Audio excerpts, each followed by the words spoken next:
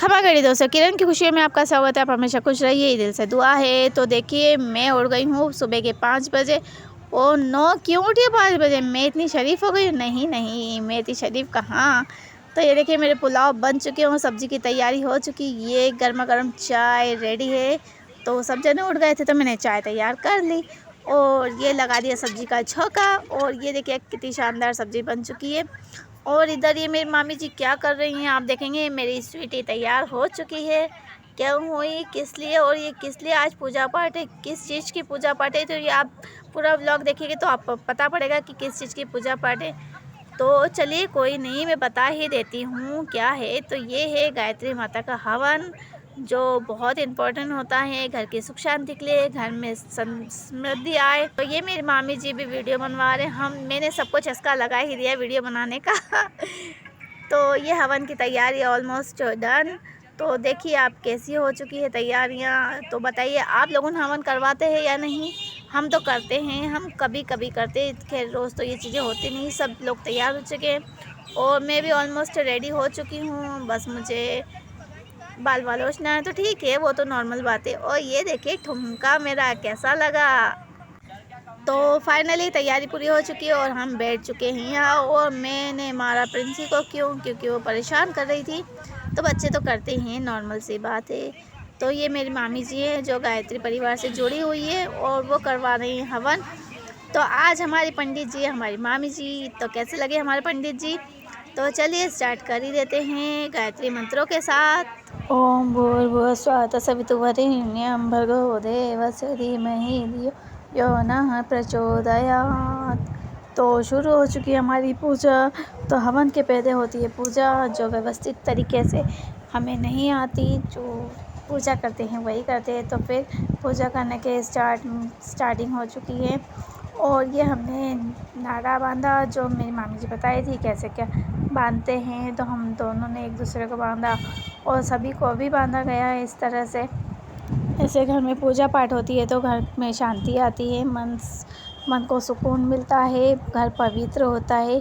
ये हमें कराते रहना चाहिए, भले ही छोटा सा हवन करवाएं, घर घर में ही करवा दें। ज़रूरी नहीं कि बाहर दुनिया को बुलाना खिलाना ये ज़रूरी नहीं होता है। सिर्फ हम हमारे मन की शांति के लिए, घर की सुख समृद्धि के लिए हम करते हैं। तो ये मेरे पतिदेव कर रहे पूजा और मैं उनका साथ दे रही हूँ। और ये हमारी प्रिंसेस देखिए फ्रिज में क्या निकाली, उसके काम में से चलते रहते हैं। और बहुत अच्छा लगा, बहुत दिनों बाद पूजा करवाई हमने तो बहुत सुकून मिला, बहुत शांति मिली।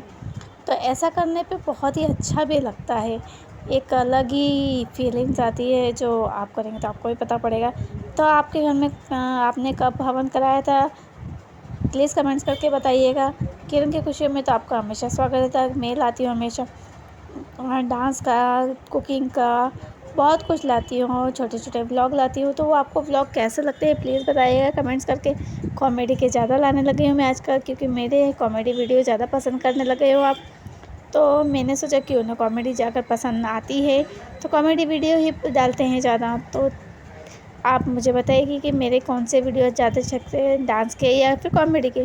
तो मैं आगे से वो ज़्यादा वीडियो डाला करूँगी। तो ऐसे ही बातों बातों में ये देखिए हमारी पूजा हो रही है।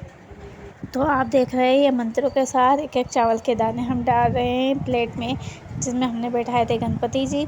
तो इस तरह से हमारी पूजा संपन्न हुई। अब करेंगे आरती।